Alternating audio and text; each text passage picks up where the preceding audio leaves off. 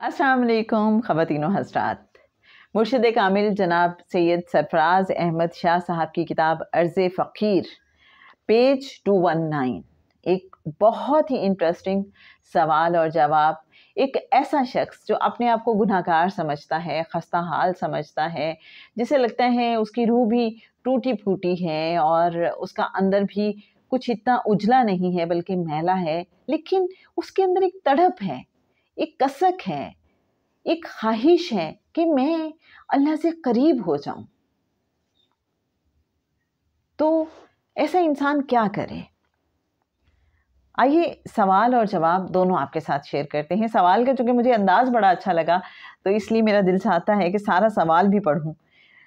आपने एक बार कहा था वली अल्लाह लफ्ज़ों की रूह को समझता है, और अगर किसी के लफ्ज़ और रूह दोनों ही खस्ता और मायने से खाली हों और वो वली अल्लाह के पास इस नीयत से जाए कि ये मेरी रहनुमाई करेंगे और मेरे 99% बुराइयों को नज़रअंदाज करके 1% नेकी की राह पर चलने की ख्वाहिश को तरजीह देंगे, लेकिन बदकिस्मती से नेकी की राह पर चलने की ये ख्वाहिश भी इनकंसिस्टेंट हो, गैर मुस्तकिल हो, और जब हो तो दीवानों की सी हो, तो ऐसे में बंदा क्या करे?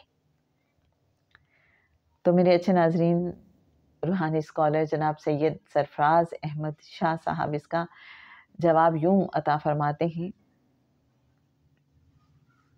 मैं तो ये अर्ज़ कर रहा था कि हम लोग अल्फाज पर जाते हैं कि अल्फाज क्या हैं, हम उन अल्फाज का मफ़हूम और रूह नहीं समझते। हम सिर्फ अल्फाज में खो जाते हैं और इस वजह से हम सीख नहीं पाते। अगर हम अल्फाज की बजाय उनके मतलब और उनकी रूह पर गौर कर लें तो ना इबहाम पैदा होगा, ना मिसकंसेप्शंस, बल्कि हम बड़े क्लियर रहेंगे।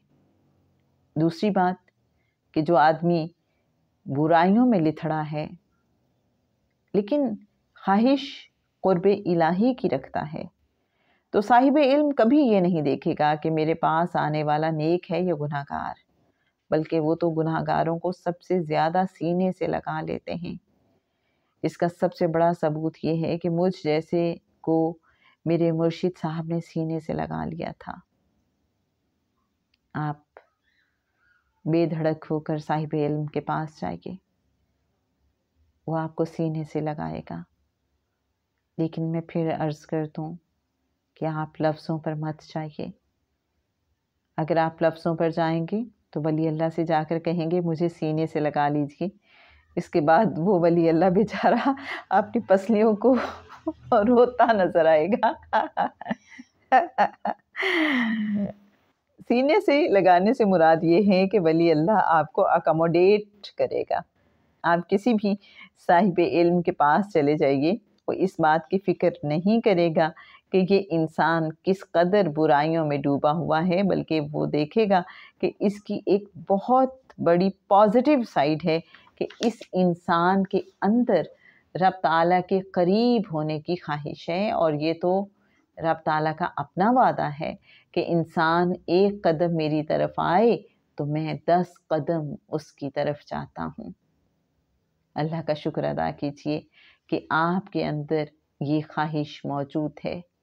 अल्लाह की ज़ात पर भरोसा रखिए, अल्लाह की रहमत से पुरुम्मीद रहिए कि इसी 1% की बुनियाद पर आपके 99% गुनाह धुल जाएंगे और आपको रब मिल जाएगा, बशर्ते कि आप किसी सही अल्लाह वाले के पास चले जाएं। तो मेरे अच्छे नाज़रीन, आप देखिए कि कितनी बड़ी खुशखबरी है, मैं तो समझती हूँ उन साहब के लिए भी जिन्होंने ये सवाल पूछा और शाह साहब ने इनडायरेक्टली उन्हें बताया कि आपको रब मिल जाएगा।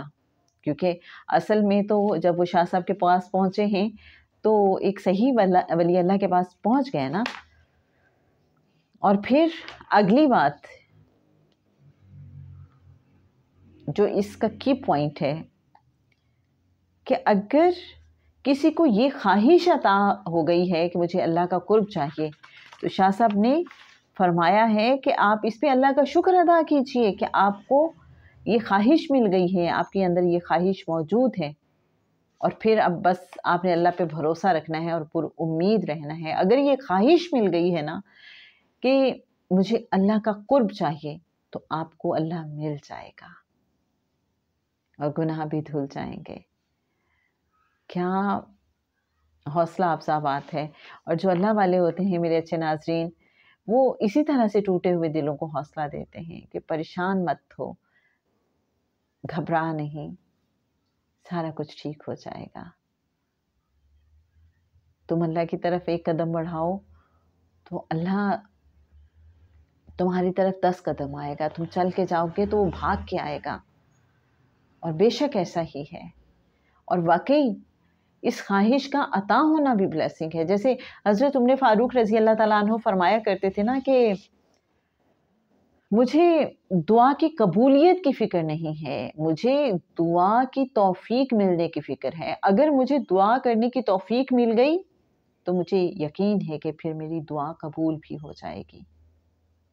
تو اسی طرح سے مجھے ایک اور اللہ والے کی بات یاد آتی ہے کہ وہ فرماتے ہیں کہ آقا صلی اللہ علیہ وآلہ وسلم کے دیدار کی خواہش اگر آپ کے اندر پیدا ہو گئی ہے تو آپ یقین رکھیں کہ یہ خواہش اپنے آپ کے دل میں پیدا نہیں ہوئی، پہلے آقا صلی اللہ علیہ وآلہ وسلم نے چاہا ہے کہ آپ آقا صلی اللہ علیہ وآلہ وسلم کا دیدار کریں، تو پھر آپ کو یہ خواہش، یہ طلب عطا ہوئی ہے۔ تو اگر میرے اچھے ناظرین آپ کے اندر یہ خواہش ہے اللہ کے قرب کی، اللہ کو پانے کی، اللہ کا ہو جانے کی، تو پھر آپ کو مبارک ہو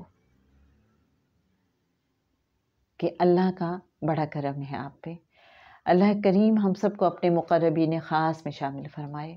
اللہم صلی علی محمد النبی الامی الکریم وعلی آلہ وصحبہ وبارک وسلم۔